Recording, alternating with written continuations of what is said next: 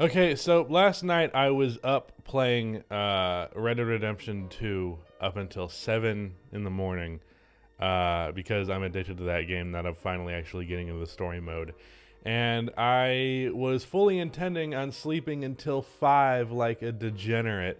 But unfortunately, one of the stupidest trades that I've ever seen in my entire goddamn life just went down. So I have to talk about that, as well as a CJ trade, which I'm going to make a separate video for that you'll see after this one. But yeah, this is a really stupid trade. So sorry if my energy is a little bit low. I have been functioning on like 6 hours of, not even 6 hours of sleep. Yeah, probably about that. I don't know. Which is like not a lot of sleep for most people, but I usually sleep 10 hours because again, I'm a degenerate. So anyways, holy crap, this is one of the worst trades I've seen in my entire life. I think I said that already, but seriously, this is a stupendously moronic move by the Sacramento Kings. So let me just go ahead and spell out the trade for you because well, first of all, everybody's freaking out about it because it's an insane trade. But let me see here. Where is it? Okay, I literally had it pulled up on my phone and I lost it. Okay, the Pacers are trading Domantas Sabonis, Jeremy Lamb. Okay, Adrian Wojnarowski said Jeremy Lamb twice. He said they traded Jeremy Lamb and Jeremy Lamb, but Sabonis and Jeremy Lamb to Sacramento for Tyrese Halliburton, Buddy Hield, and Tristan Thompson. And as far as I am aware, there is no kind of draft compensation to go along with that. The Pacers are including a 2027 second round pick. There's the yawn to show how tired I am. And Justin Holiday. Damn it! the Kings traded for Justin Holiday. That's unfortunate because I wanted Justin Holiday in Chicago or on a contender, and now he's on the Kings, but I guess not. Either way, so the Kings are getting back two solid enough NBA wings as well as Domantas Sabonis for Tyrese Halliburton and Buddy Hield, and then Tristan Thompson's whatever, he's just salary filler. But wow. So Tyrese Halliburton was like a 20-10 guard in his second year when given the opportunity. On good efficiency, mind you. And what's most important is he's young. I don't know that he's as young as most second-year players. If I'm not mistaken, he might have played another year or two in college. I'm not 100% on that, but I believe... No, he's... I don't know why I just Googled his age when he's literally born on the same day as me. So he's 21, about to be 22, because we were both born on leap day of 2000. Fun fact, we were born on the same day. And he is really good and really young. 21, soon to be 22. Domantas Sabonis, I believe, is 28, approaching 30. I'm gonna search that up as well. Wow, he's only 26. Okay, so that makes it a little bit better. That makes it a little bit better than I thought it was, but it's still bad, mind you. Still bad. And the reason why it's still bad is, well, first of all, you also threw in Buddy Hield in this trade for like no reason other than, again, salary filler. And I feel like Buddy Hield can easily warrant a first-round pick from a good team. But, you know, that's a whole other hypothetical.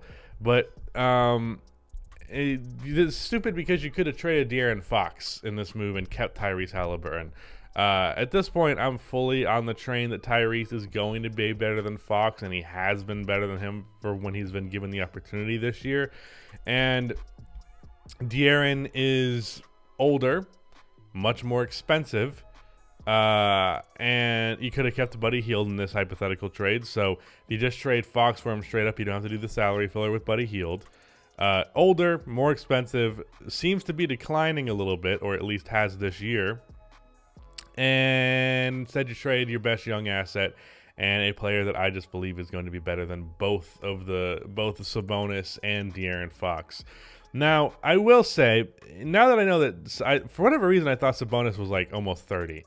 The fact that he's 26, it makes it a little bit better. but it's still a bad trade for sure. And I will say, in the short term, I do think this makes Sacramento better because the two-man game of Sabonis and De'Aaron Fox, they're going to play off of each other better than Tyrese Halliburton and De'Aaron Fox do, just because they're both ball-dominant guards. But Sabonis, but in the long term, I would rather have just had Halliburton and Sabonis. Again, he could have very easily done this trade with De'Aaron Fox. I'm almost certain that the Pacers would have taken that. And this is just a really stupid trade.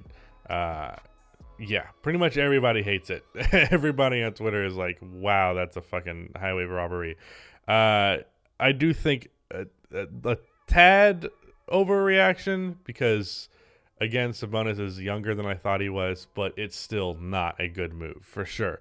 Especially because I don't think Sabonis' market was a young player of the caliber of De'Aaron Fox. I feel like you could have gotten, realistically, I feel like you could have gotten him without trading either of your guards if you really wanted to. You probably could have traded salary filler and then a couple of first-round picks.